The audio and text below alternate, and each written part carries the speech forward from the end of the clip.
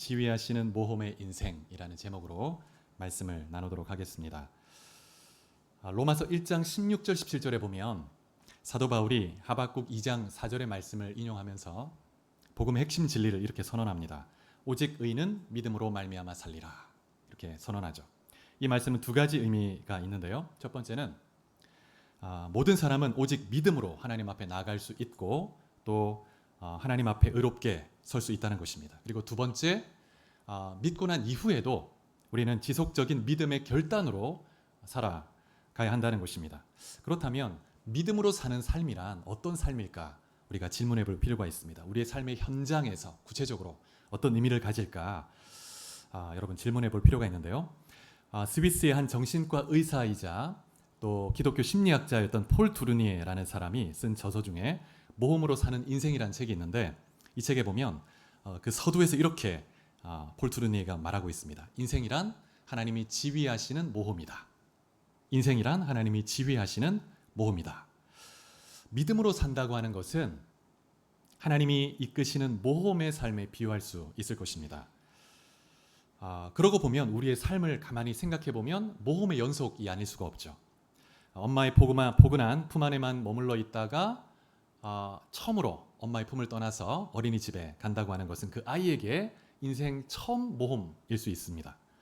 그리고 30년 동안 한 번도 만난 적도 없고 다른 환경에서 살던 두 남녀가 서로 사랑해서 결혼을 하고 한 가정을 이룬다는 것은 엄청난 모험이죠. 그리고 수천 년 전에 이 땅에 잠시 머물다가 사라졌던 한 사람을 내 구원자로 믿고 그를 따른다는 것은 내 온 인생을 걸고 온 영혼을 건 그런 모험이라고 할 수 있습니다.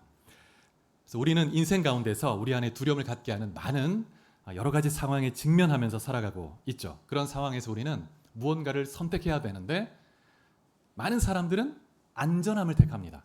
또 어떤 사람은 위험을 무릅쓰고 모험에 발걸음을 내딛기도 합니다. 근데 많은 현대인들은 안전을 택하죠. 그것이 합리적이고 지혜롭다고 생각하는 경향이 있습니다. 그런데 믿음의 사람은 어떻게 할까요? 성경에 나오는 거의 대부분의 믿음의 사람은 모험의 사람들이었다는 것을 발견할 수 있습니다. 여러분 노아 같은 경우에는 하나님의 경고하심을 받고 방주를 짓는데 학자에 따라 다르지만 한 120년 동안 그의 인생에 상당히 긴 시간 동안 한 번도 비를 본 적도 없는 그때 홍수를 대비하면서 방주를 짓는 데 시간을 보냈습니다. 그래서 노아의 이러한 어이없어 보이는 행동, 사람들이 보기에 어이없었던 행동이지만 그에게 있어서는 하나님께 순종하는 모험이었습니다. 아브라함은 하나님께서 하신 말씀, 내가 지시할 땅으로 가라, 네 본토 친척 집을 떠나라 라고 했을 때 그가 75년 동안 살았던 고향 땅이지만 미련 없이 떠났죠. 그의 떠났던 그 첫 출발은 모험의 출발이었습니다. 모험이 아닐 수가 없습니다. 모세 같은 경우에는 하나님의 보내심을 받고 이스라엘 백성을 구하기 위해서 당대 최강 국가였던 애굽의 그 왕 바로 앞에 나가서 내 백성을, 하나님의 백성을 보내라고 요구했죠. 그것은 모험이었습니다. 여러분 다윗이 막대기, 물매 그리고 시냇가에서 준 물맷돌을 가지고 5개를 가지고 적군의 장수 3m가 넘는 그 장수에게 싸움을 걸었습니다. 그것은 소년이었던 다윗에게는 목숨을 건 모험일 수밖에 없는 것입니다. 또 베드로 같은 경우에는 평생 해오던 고기잡이를 버려두고 주님을 따랐습니다. 또 그 아내와 가족들도 뒤로 한 채 주님을 따랐죠. 그래서 주님과 동고동락하면서 정말 전적으로 주님을 따랐는데 그 여행은 모험적 여행이라고 말할 수 있습니다. 여러분 믿음 안에는 가만히 그 믿음의 사람의 삶을 살펴보면 믿음 안에는 모험의 요소가 내포되어 있습니다. 그래서 믿음의 삶은 모험의 삶이라고 말할 수 있습니다. 그러기에 위험이 따를 수 있죠. 믿음이란 리스크를 감당하는 것입니다. 리스크를. 하나님의 말씀에 따르기 위해서 하나님을 신뢰하면서 리스크를 감당하는 거예요. 리스크가 없는 믿음은 과연 믿음이라고 말할 수 있을까? 질문해 볼 필요가 있습니다. 그래서 그리스도인들은 항상 두려움을 대항해서 싸우는 존재라고 말할 수 있습니다. 성경에 가장 많이 나오는 단어가 제가 찾아보진 않았지만 믿으라, 사랑하라 이런 단어가 아니고 두려워하지 말라라는 단어라고 합니다.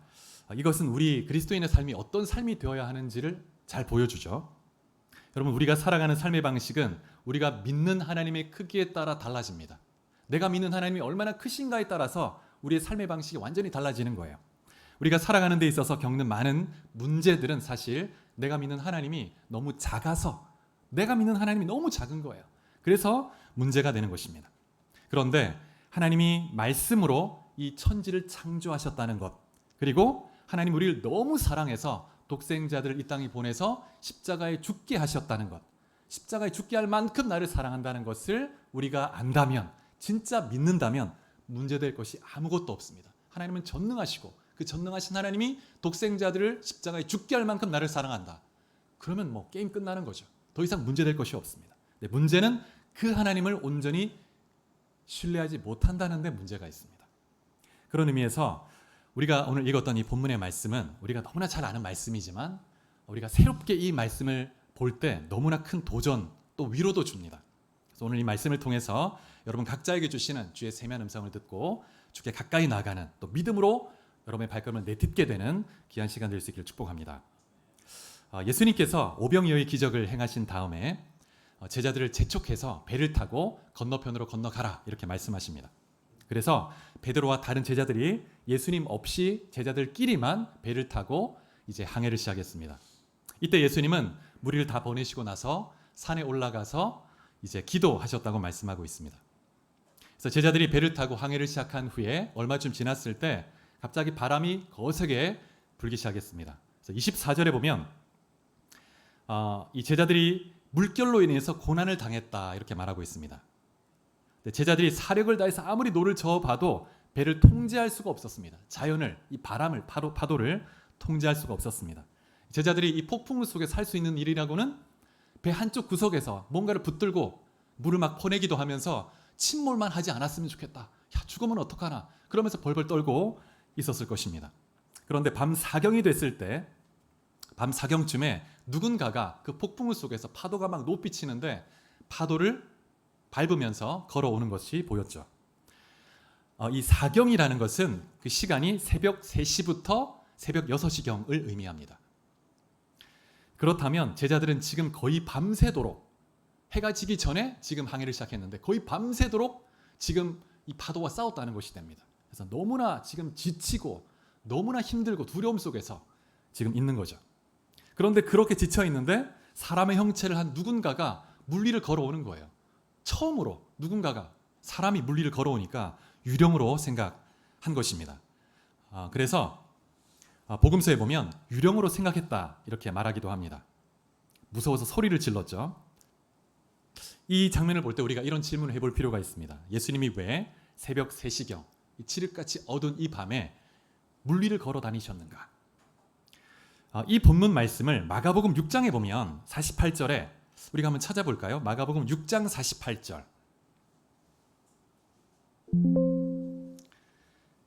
마가복음 6장 48절을 같이 한번 읽어보겠습니다. 시작. 바람이 거스림으로 제자들의 괴로이 노 젓는 것을 보시고 밤 사경쯤에 바다 위로 걸어서 저희에게 오사 지나가려고 하시매. 이 말씀 보면 제자들이 괴로이 노 젓는 것을 보시고 주님이 제자들의 고통 가운데, 괴로움 가운데 있는 것을 아셨다는 것입니다. 그래서 구해주시려고 산에서 내려오셔서 급하게 물 위를 걸어서 오신 거예요. 우리가 고통 가운데 있을 때 주님은 우리가 어떤 상황 가운데 있든지 부르짖으면 주님은 당장 달려오십니다. 물 위라도 걸어서 오신다는 거예요. 그런데 이 마가복음에서 좀 특이한 점이 뭐냐면 예수님께서 저에게 오사 지나가려고 하셨다는 것입니다. 지나가려고 하셨다. 왜 지나가려고 하셨을까요? 오셨으면 배 빨리 올라오셔서 빨리 뭐 이렇게 이 자연을 통제해 주셔야 되는데 그냥 지나가려고 하셨다는 거예요. 주님이 지금 엄청난 묘기를 보여주려고 하시는 건지, 아니면 자 너희가 빠른지 내가 빠른지 한번 경주해보자, 뭐 이런 것일까요? 욥기를 보면 9장 8절에 하나님이 바다 물결을 밟으신다 하는 표현이 나와 있습니다. 바다를 밟으신다는 이 표현은 어떤 의미가 있냐면 바다를 통제하신다는 것입니다. 바다를 지배하시고 자연을 통제하시고 다스리시는 창조주 하나님 되시는 것을 보여주시는 것이죠. 그래서 예수님이 하나님과 동등한 신적 권위를 가진 자연을 통제하고 다스리는 하나님이심을 보여주고 있습니다. 그런데 이 지나간다고 하는 이 단어는 헬라어로 파렐코마이라는 단어를 쓰고 있는데 어떤 의미로 어떤 문맥에서 쓰이냐면 하나님께서 이 땅에 임재해서 그 백성에게 자신을 계시하려고 하실 때 그때 이 단어를 쓰고 있습니다. 그래서 구약 성경을 보면 이 헬라어로 번역된 70인경을 보면 이 파렐코마이라는 단어가 어디에 쓰이고 있냐면 여러분 모세가 하나님께 주의 영광을 보여달라고 했을 때 하나님께서 모세를 바위 그 틈 속에 두고 그 바위 반대편에 지나가십니다. 지나가시면서 그 하나님의 영광의 뒤편을 보여주시죠.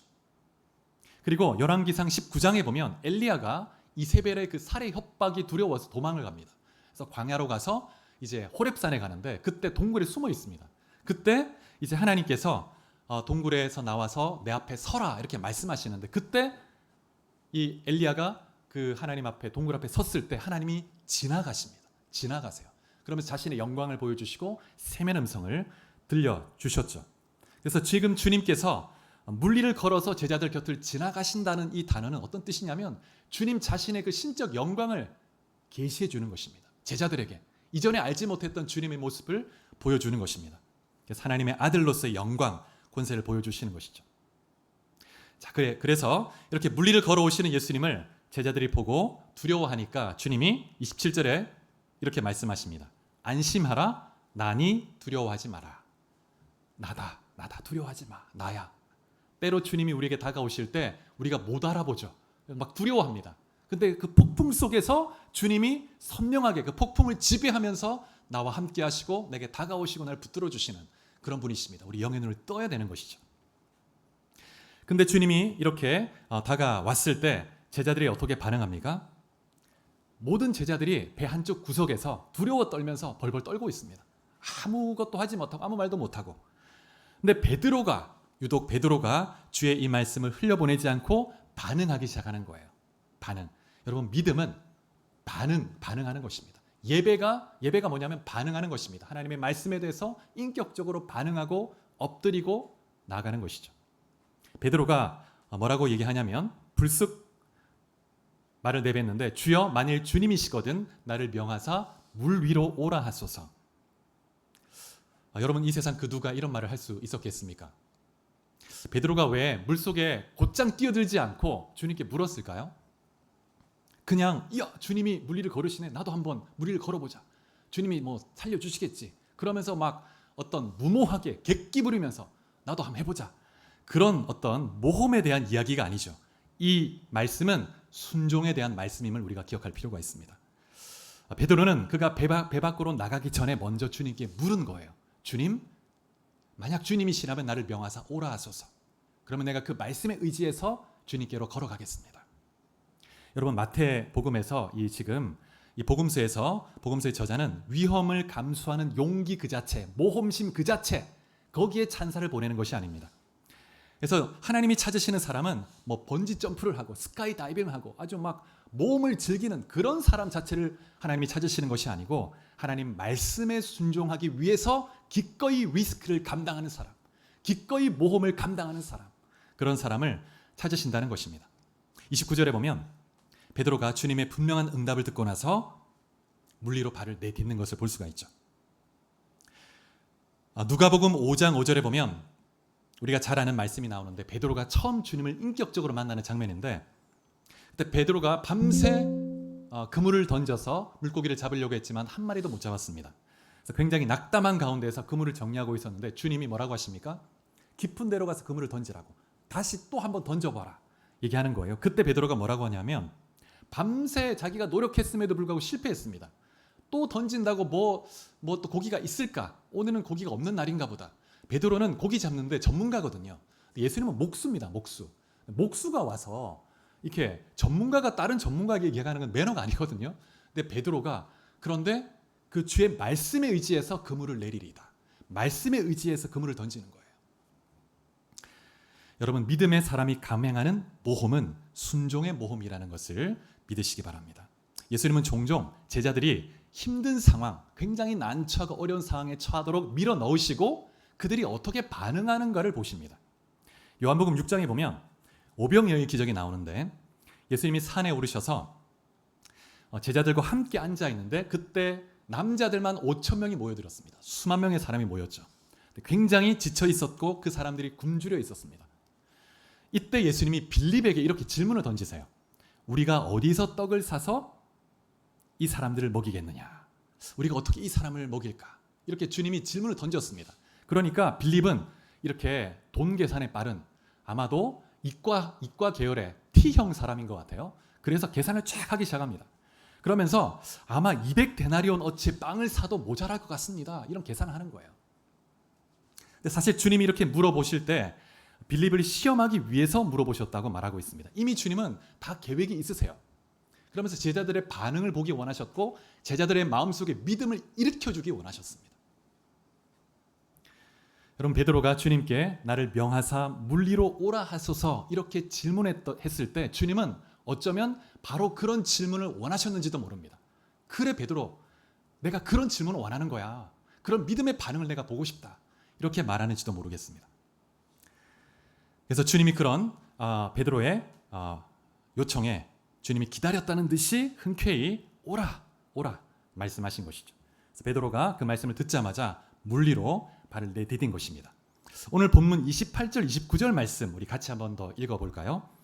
28절 29절 말씀. 자, 시작. 베드로가 대답하여 가로되 주여 만일 주시어든 나를 명하사 물 위로 오라 하소서 한데 오라 하시니 베드로가 배에서 내려 물 위로 걸어서 예수께로 가되. 여러분, 위대한 순간이죠. 인류 역사상 물 위를 걸은 사람은 예수님과 베드로밖에 없습니다. 예수님과 베드로. 근데 유쾌한 경험만은 아니었을 겁니다. 스릴은 넘쳤을지 모르겠는데, 왜냐하면 여러분, 태양이 밝게 쫙 비치고 이 바다가 잔잔한 그런 바다라 할지라도 물 위를 걷는 거는 굉장히 두려운 일이겠죠.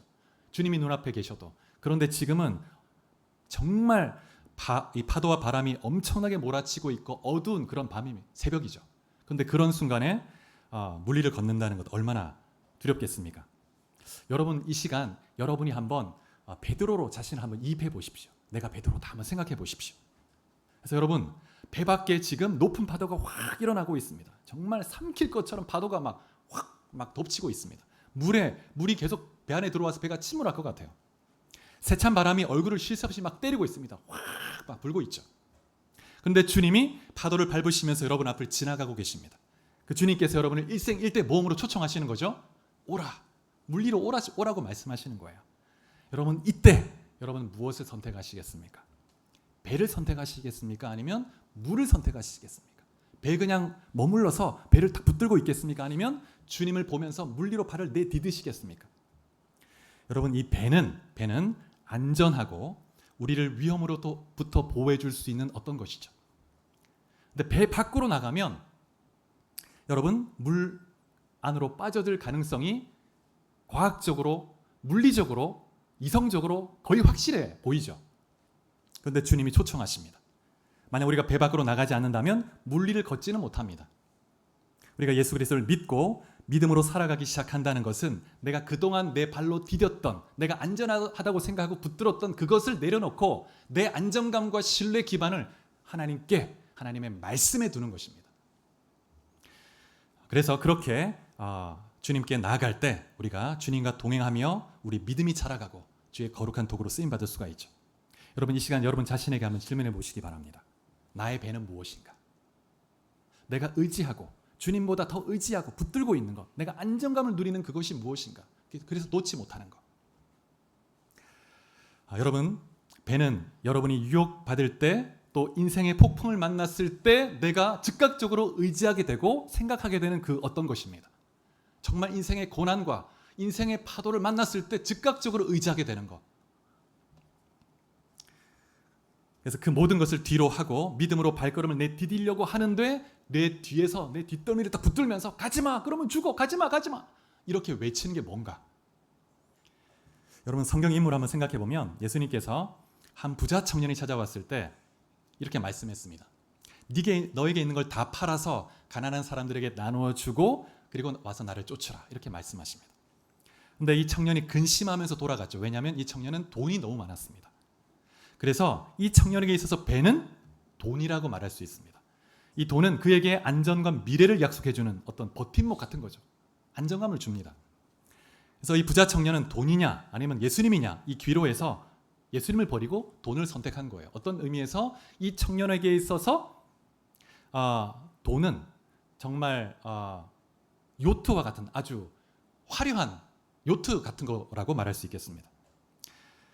우리의 배가 무엇인가 진지하게 질문해보고 정말 우리의 모든 신뢰를 주님께 옮길 필요가 있습니다.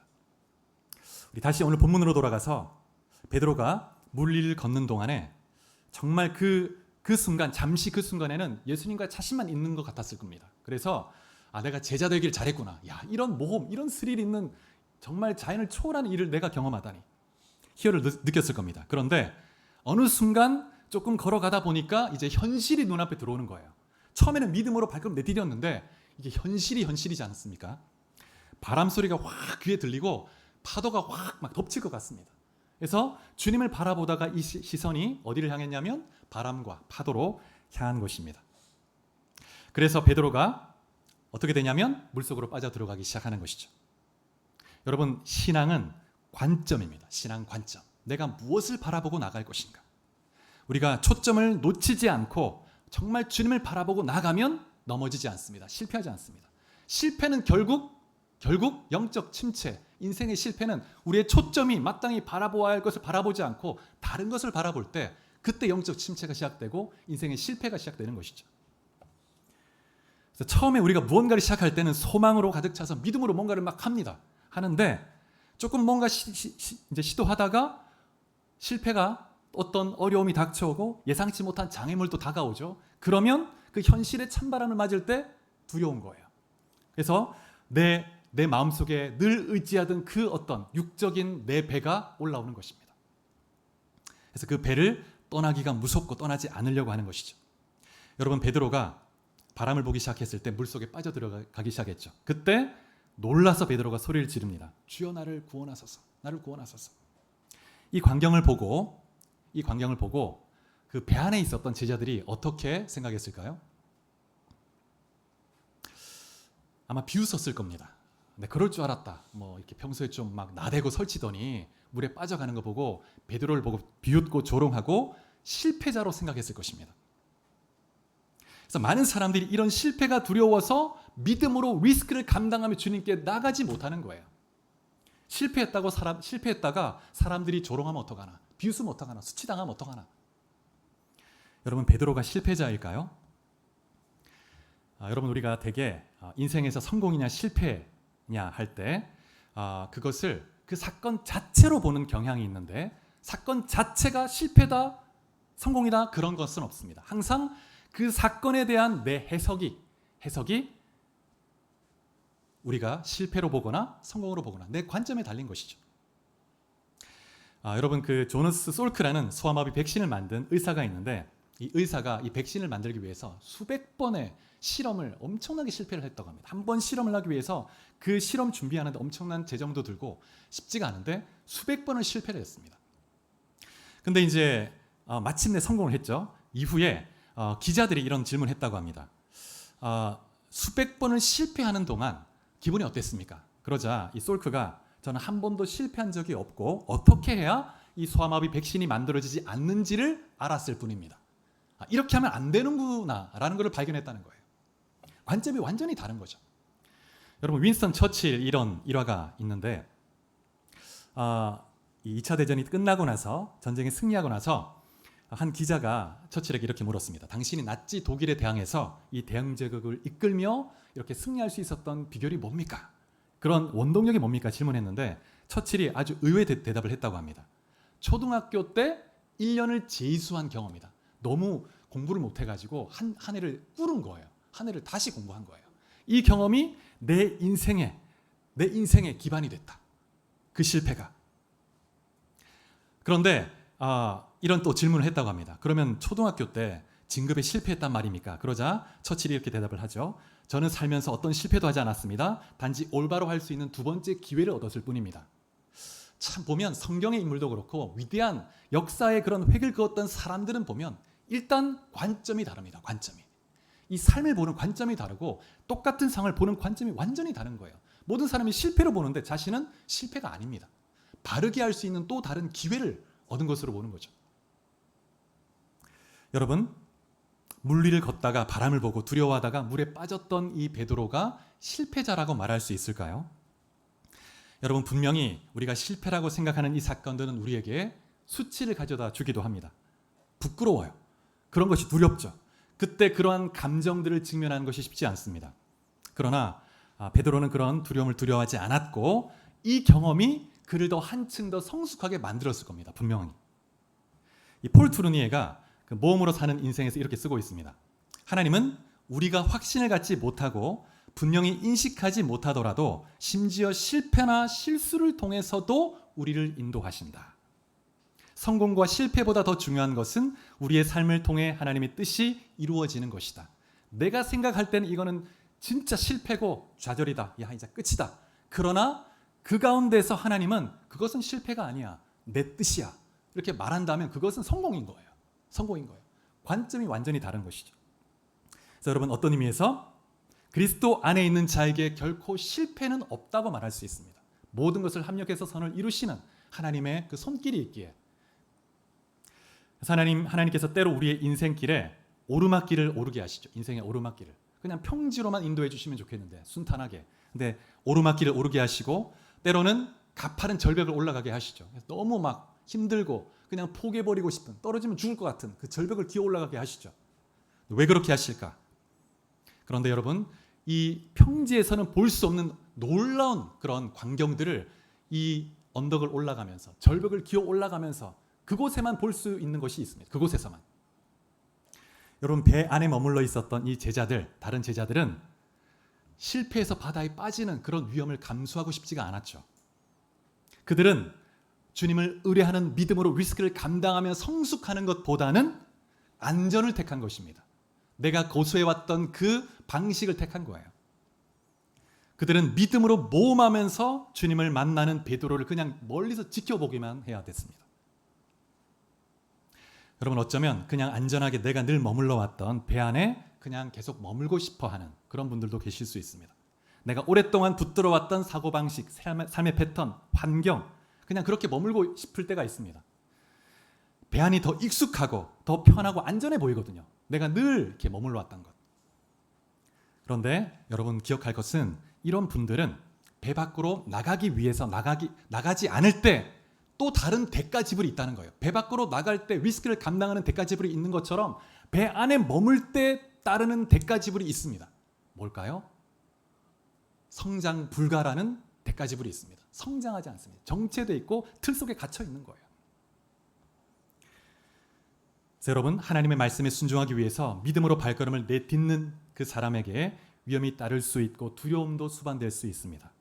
그래서 어떤 사람은 이런 말을 했습니다. 내가 성장을 지속하는 한 두려움은 결코 나를 떠나지 않을 것이다. 그래서 하나님은 성경에 그렇게 수없이 두려워하지 마라, 두려워하지 마라 말씀하시는 것입니다. 그래서 두려움과 성장은 바늘과 실처럼 함께 가는 것이라고 말할 수 있습니다. 칼 바르트라는 20세기에 굉장히 이제 유명한 신학자가 있는데 현대 사회를 사는 그리스도인을 가장 유혹하는 것이 무엇인가에 대해서 그 적은 안락함이다, 이런 지적을 했습니다. 이 현대를 사는 그리스도인에게 가장 큰 적은 안락함이라는 거예요. 어떤 모험을 하지 않고도, 어떤 리스크를 감당하지 않고도 나름대로 존경받는 신앙인으로 살아갈 수 있습니다. 근데 여러분, 우리의 믿음에서 과연 모험의 요소를 빼버린다면, 믿음 마이너스 리스크, 모험, 이거를 빼버리면 무엇이 남을까요? 계산이 남습니다. 가능성. 내가 이성적으로 계산해보고 판단해보고 이렇게 하면 되겠구나. 이러면 하나님이 좋아하시겠구나. 내 계산이 남는 거죠. 끊임없이 내 생각과 내 계산과 내 판단으로 그냥 그렇게 살아가는 거예요. 리스크가 없습니다. 그런 사람이 성장이 있을 수가 없는 것이죠. 그래서 신앙의 연수가 차가도 믿음이 자라는 것이 아니고 종교 생활에 익숙해지는 것이라고 할 수 있습니다. 라오디게아 교회에 주님이 이런 말씀을 했는데, 라오디게아 교회는 아주 부요한 교회였습니다. 근데 주님이 그들에게 뭐라고 하시냐면, 너가 말하기를 나는 부자라 부요하여 부족한 것이 없다 하나 너의 곤고한 것과 가련한 것과 가난한 것과 눈먼 것과 벌거벗은 것을 알지 못하도다. 그들은 그 스스로 보기에 나는 부요하다. 나는 아주 모든 걸 누리고 있다. 또 나는 영적으로 성숙한 자다 말하지만 그러나 주님 보시기에 그들은 가련하고 벌거벗고 있고 정말 가진 것이 없는 가난한 자라는 거예요. 오늘 본문 마태복음 14장 31절에 보면 베드로가 부르짖죠. 그때 주님이 어떻게 하십니까? 그 죽어가는 그 순간, 그 위기의 순간에 주님이 즉각적으로 베드로의 음성을 듣고 손을 딱 내밀어서 붙잡아 주십니다. 여러분 주보로 한번 보시기 바랍니다. 주보 앞에 그림. 이 그림이 그 그림입니다. 주님이 그 굵은 그 발톱으로 손을 딱 내밀어서 즉각 붙들어 주시는 거예요. 여러분 베드로가 책망을 듣기는 했지만 왜 의심하였느냐 베드로야. 왜 나를 보지 않고 그 환경을 보는 거야. 주님이 책망을 하셨지만 여러분 베드로는 배 안에 있었던 다른 제자들이 경험하지 못했던 그 주님의 손을 경험한 거예요. 내가 인생에 정말 그 죽을 것 같은 위기에서 부르짖었을 때 주님이 즉각 손을 내밀어서 딱 붙잡아주는 이 경험은 베드로의 인생에 놀라운 기반이 되었을 겁니다. 언제든 내 인생의 위기를 만날 때 내가 부르짖으면 주님은 붙들어 주셔. 다른 제자들이 경험해보지 못한 거예요. 그래서 이 사건을 통해서 베드로가 주님과 나눈 그 친밀감은 다른 제자들은 경험하지 못한 것입니다. 기독교 저술가로 잘 알려진 존 오트버그라는 목사님이 계십니다. 이분이 오늘 우리가 읽은 이 본문을 가지고 책을 썼는데요. 그 제목이 뭐냐면 영어 제목이 If you want to walk on the water, get out of the boat. 번역하면 물 위를 걷기 원한다면 배에서 나오라 하는 책입니다. 저는 이 본문을 볼 때마다 여러분도 그러셨을 거예요. 볼 때마다 물에 빠져가는 이 베드로를 보면서 우리는 이렇게 의심하면 안 된다. 환경을 보면 안 되고 주님을 보아야 된다. 나는 베드로처럼 되지 말아야지. 그렇게 묵상하고 그렇게 또 설교도 했고 그랬는데 이 존 오트버그 목사님이 이 본문을 새로운 관점으로 바라보게 하고 이렇게 쓰고 있습니다. 그 저서에 최악의 실패는 물속에 빠진 것이 아니고 배 밖으로 나가지 않은 것이다. 최악의 실패는 배 안에 머물러 있는 게 실패라는 거예요. 여러분 가운데 혹시 세찬 바람을 맞으면서 힘겹게 믿음을 걷고 계신 분들도 계실 것입니다. 자녀의 문제로, 또 육체의 질병, 사업의 문제, 여러 가지 문제, 고민으로 정말 내가 바다에 빠져가는 것 같은 그런 위기, 두려움 속에 계신 분이 있을지 모르겠습니다. 두려워하지 마십시오. 주님을 바라보고 주님을 신뢰함으로 주님께 부르짖을 때 주님이 즉각적으로 여러분의 손을 딱 붙들어 주실 것입니다. 그리고 여러분을 구원해 주시고 여러분을 통해서 놀라운 일을 행하실 것입니다. 할렐루야. 여러분, 믿음의 삶은 하나님 말씀에 순종하는 모험의 삶이라는 것을 기억하시기 바랍니다. 그런데 여러분, 하나님이 우리를 이렇게 모험으로 인도하시는 데는 이유가 있습니다. 중요한 이유가 있습니다. 첫 번째, 우리 하나님이 모험의 하나님이세요. 모험의 하나님. 여러분, 천지 창조를 하시고 에덴을 창설하시고 나서 아담을 그곳에 이끄시고 아담과 하와에게 완전한 자유를 주셨습니다. 하나님을 떠날 수도 있는 자유를 주셨다는 거. 이거는 리스크를 감당하는 거거든요. 하나님이 모험하시는 거예요. 완전한 자유를 정말 인격적 존재로 세우기 위해서 그런 모험을 감행하신 것이죠. 그리고 여러분, 죄에 빠진 이 백성을 구원하시기 위해서 독생자 아들을 이 땅에 보내서 십자가에 죽게 하시는 것, 이 엄청난 리스크를 감당하는 것, 하나님은 모험하시는 하나님이십니다. 여러분 생각해 보십시오.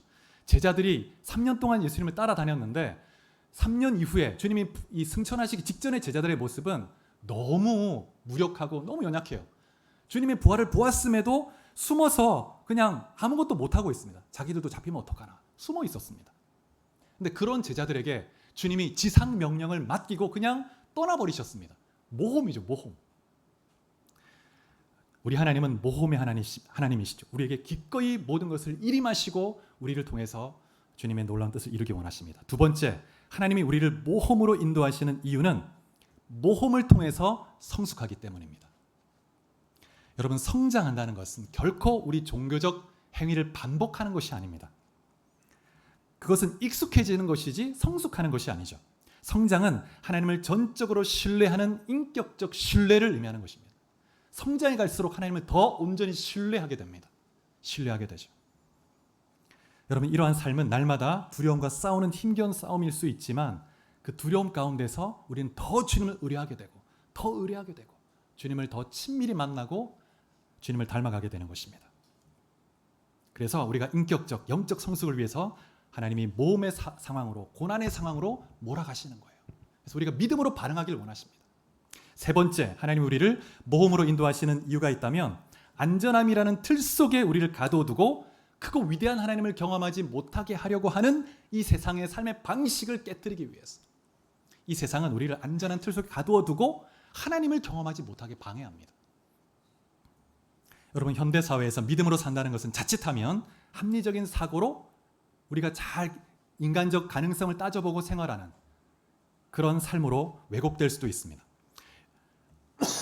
로마서 3장에 보면 모든 사람이 다 죄인이라고 선언하면서 오직 믿음으로만 의롭게 될 수 있다 이렇게 선언하고 있죠. 그러면서 로마서 4장에 가면 아브라함을 그 예로 들고 있습니다. 믿음으로 의롭게 된다고 했는데 그 믿음이 뭔가? 그러면서 뭐라고 하냐면 4장 18절에 아브라함이 바랄 수 없는 중에 바라고 믿었다 이렇게 말하고 있습니다. 아브라함은 죽은 자나 다름없었습니다. 80이 넘는 노인이고 자식이 하나 없습니다. 사라가 자식을 낳을 수가 없어요. 생물학적으로 아이를 낳을 수 없는 그 생리도 다 끝난 상황이죠. 그런데 바랄 수 없는 중에 하나님을 믿었다는 거예요. 믿었다는 거예요. 모험이죠. 리스크를 감당하는 거죠. 하나님을 신뢰하는 겁니다. 그 하나님 믿고 하나님 가라는 곳으로 가는 거예요. 그냥. 갈 곳이 어딘지도 모릅니다. 정확히. 당시에 최고의 그 문명이 있던 그 우르를 떠나서 미지의 땅으로 그냥 떠나는 거죠. 여러분, 믿음의 사람들에게 있어서 이 모험의 발걸음은 성숙의 발걸음이고 하나님과 더 친밀히 동행하는 놀라운 축복의 발걸음이 되는 줄 믿으시기 바랍니다. 말씀을 맺겠습니다. 사랑하는 성도 여러분, 주님을 신뢰함으로 믿음의 발걸음을 내디딜 수 있기를 축복합니다. 그렇게 할 때 주님이 여러분의 삶에 놀라운 세일을 행하실 것입니다. 그리스도 예수 안에 있는 자에게 결코 정죄함이 없고 실패가 없는 줄 믿으시기 바랍니다. 그래서 여러분, 말씀에 순종하기 위해서 감당하는 리스크 기꺼이 담대히 감당하면서 주님과 동행할 때 여러분을 통해 하나님이 놀라운 새로운 일을 행하시고 역사하실 줄 믿습니다. 그래서 여러분, 주님과 함께 정말 물 위를 걸으면서 놀라운 부흥의 파도를 타는 그런 주님의 제자 다 될 수 있기를 주의 이름으로 축복합니다. 같이 기도하시겠습니다.